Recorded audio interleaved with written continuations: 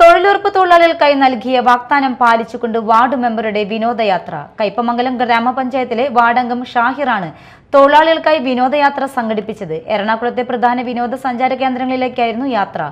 പുതിയ അനുഭവത്തിൽ തൊഴിലുറപ്പ് തൊഴിലാളികൾ സന്തോഷം രേഖപ്പെടുത്തി.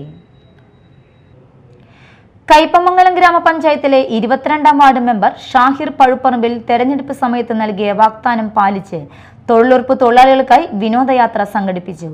തെരഞ്ഞെടുപ്പ് കൺവെൻഷനിൽ പങ്കെടുത്ത തൊഴിലാളികളോട് ഷാഹിർ വിജയിച്ചാൽ വിനോദസഞ്ചാര കേന്ദ്രങ്ങൾ സന്ദർശിക്കാൻ അവസരമൊരുക്കുമെന്ന് AICC സെക്രട്ടറി TN പ്രതാപൻ പ്രഖ്യാപിച്ചിരുന്നു. ആ വാഗ്ദാനമാണ് ഇപ്പോൾ യാഥാർത്ഥ്യമായത്.